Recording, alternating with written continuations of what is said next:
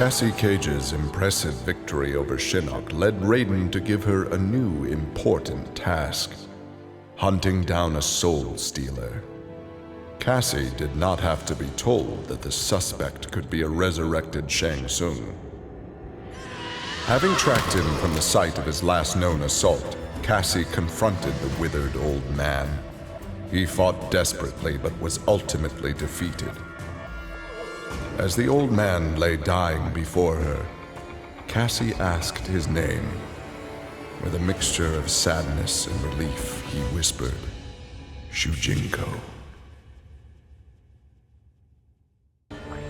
Alone once more, Ermac searched the labyrinthine corridors of Shao Kahn's old fortress, searching for the source of a faint voice calling to him. Suddenly, a wisp of dust brushed his chest, wrenching free one of his many souls. The dust took the form of a man who began to consume soul after soul. As the weakened Ermac stared helplessly, he recognized the mysterious figure. The sorcerer Shang Tsung, returned from death. Nearly 150 years ago, Erron Black had been hired by Shang Tsung to assassinate an Earthrealm warrior. In return, Shang had slowed Black's aging process. He could therefore afford to be patient. If an employer wanted someone dead, they would be in time. A team of young Earthrealm warriors had caused Erron Black's current employer, Kotal Khan, much inconvenience. With the patience of a viper, Black eliminated them all. For many years, Ferrah and Torr were a symbiotic pair, as is natural with their species. But that bond was broken when Ferrah came of age and began the Great Transformation. Ferrah Torr returned to the Tarkatan wastes, where Ferrah began her metamorphosis. The process took an agonizing 3 outworld years, during which time Torr withered and died. Now a brute, Ferrah will be chosen by a rider. A new symbiotic pairing will be forged, and new battles will be won. The Shokan had become outcasts for refusing to aid either side in the Outworld civil war. But with the conflict over, Prince Goro decided to re-enter the political landscape. Kotal Khan's armies were weak from years of battle. Mileena's rebels were scattered. It was an easy matter for the Shokan to seize control. The newly crowned Emperor Goro had his rivals exterminated. No Aztec, Khitan, Edenian, or Tarkatan would usurp his throne.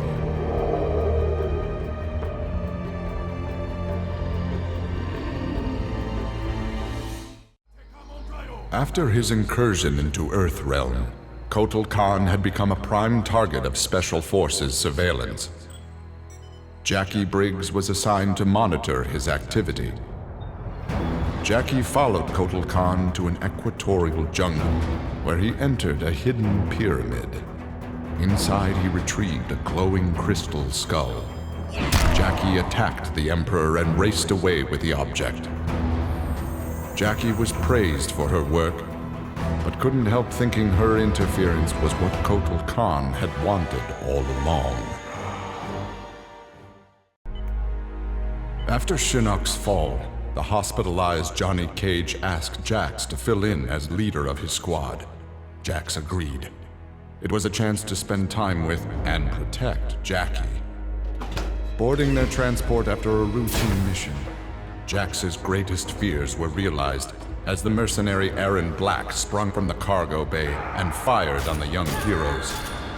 Fortunately for Jacqui and company, Jax's quick reflexes and bulletproof arms deflected the assassin's rounds. Jax quickly subdued Black, then slipped into shock as a red stain engulfed his chest.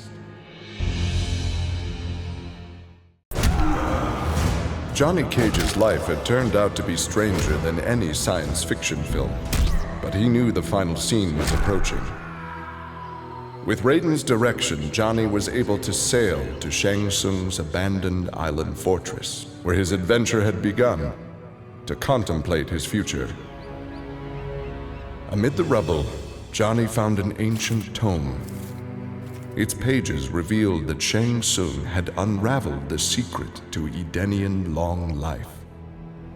Johnny Cage's retirement would have to wait. Kano had always been a survivor, but even he would one day succumb to fate. His ideals of ruthless terror would die with him, unless he could pass on his methods to a new generation. Combat, weapons, high-tech sabotage, torture, all would be part of the curriculum. But before his students could learn his techniques, Kano would beat the weakness out of them. They would understand, or die trying. Kano's first pupil? His own son. Class was now in session. Having defeated Shinnok, Kenshi joined Takeda on his quest to avenge his mother Su-Chin's murder. Their travels took them to a cave where he and Takeda freed a man, Taven, encased in a stalagmite. Kenshi told Taven that his brother, Dagon, was the founder of the Red Dragon Assassin Clan. Dagon had not only murdered Su-Chin, but his and Taven's parents as well. Together, Kenshi, Takeda, and Taven lay siege to the Red Dragon base. Dagon fell victim to Kenshi's rage.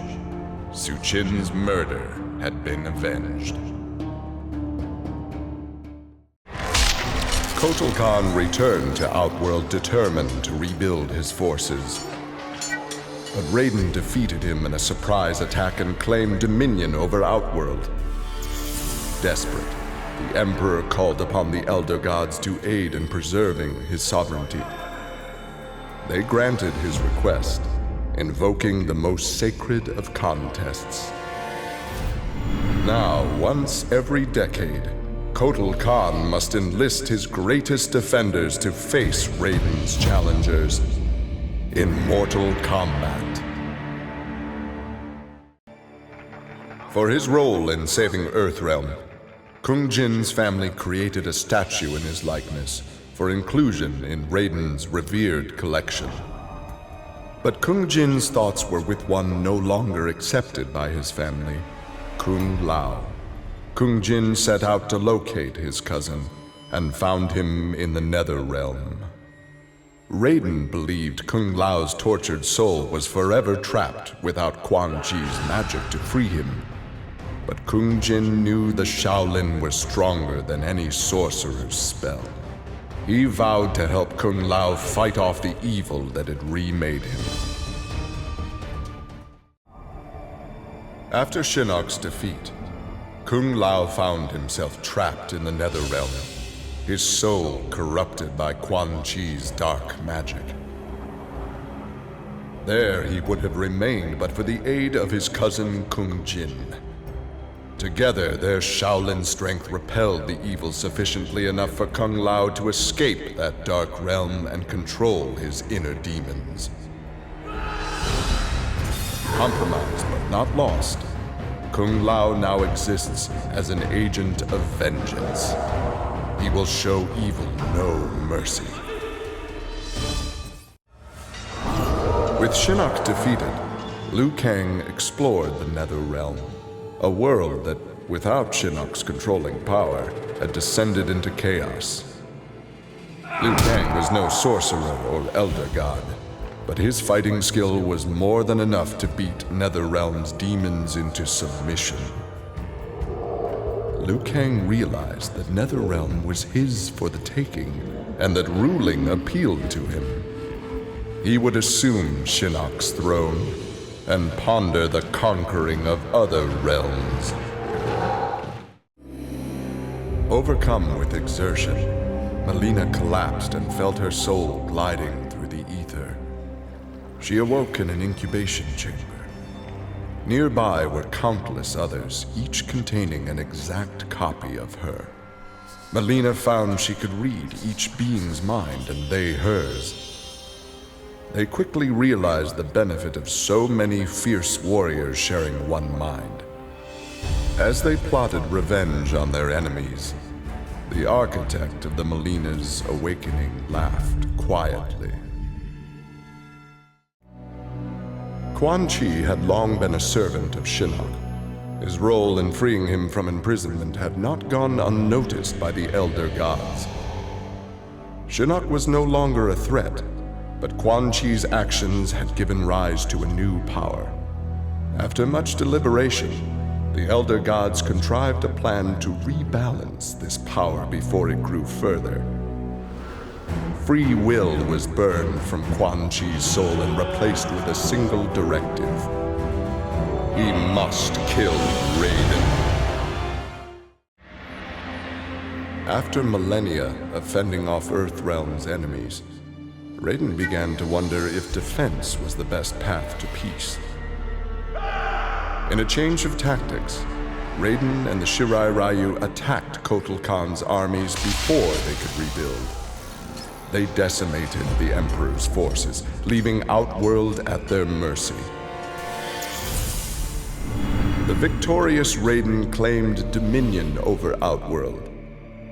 The first of many threats to Earthrealm had been removed.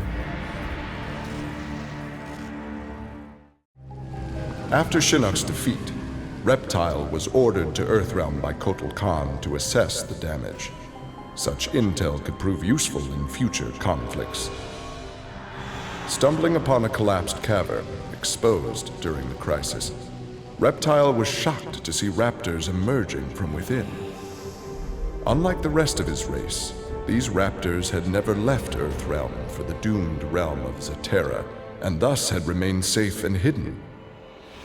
Alone no more, Reptile vowed to remain with his rediscovered people and reclaim their Earthrealm homeland.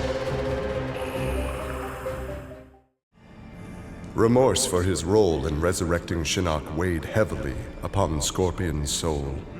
His desire for vengeance had brought Earthrealm to the brink of destruction. Scorpion offered to perform harakiri to atone for his offense, but Raiden suggested a more productive alternative. Instead of death, Raiden sentenced Scorpion to life.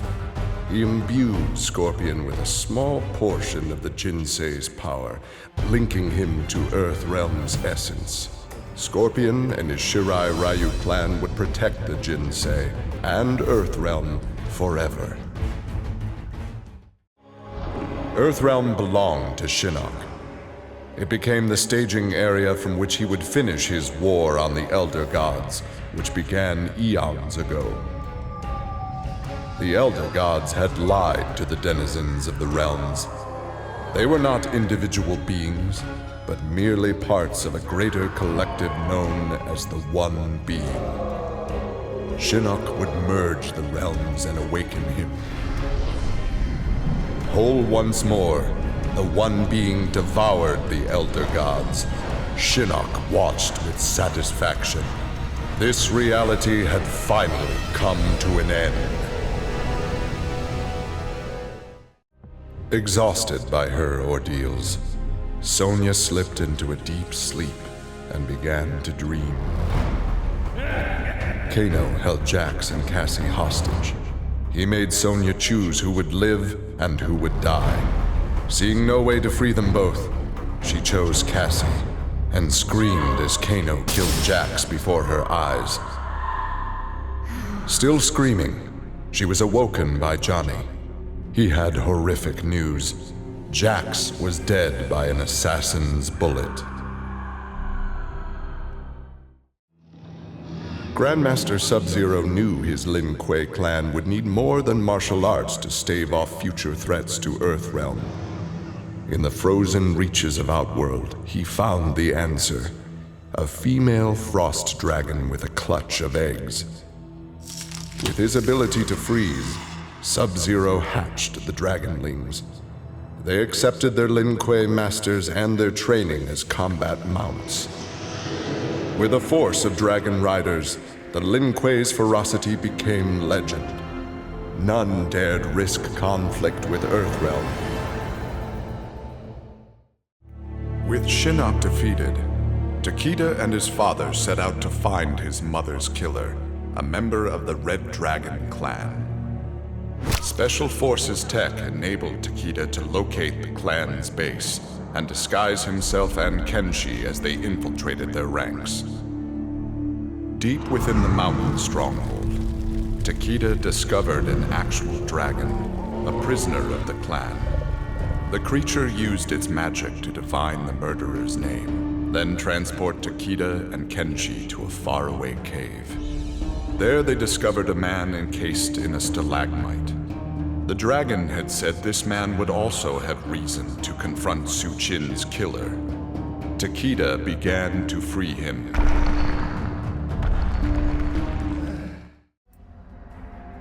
Devora's ultimate plan was not to destroy Shinnok, but to enslave him. She implanted larvae, her young, in his body to gestate. Having consumed the godlike power of their immortal host, Devora's offspring were unlike any Kaitin ever born. As they matured, they spread like locusts throughout the realms. Her army of Kaitin super drones brought glory to Devora, their beloved queen, and destruction to all.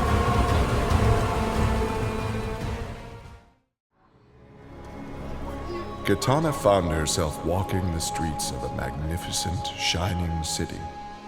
This was Edenia, a realm freed from Outworld, and Kitana was its beautiful queen. This was the timeline unaltered by Raiden. Earthrealm had been destroyed by Shokan, but Kitana had survived Armageddon and united the other realms to destroy him. Long-lasting peace was the result. Kitana awoke from this vision to find herself in the Netherrealm. She was not the queen of Edenia, but a revenant of hell, and she hated Raiden for it.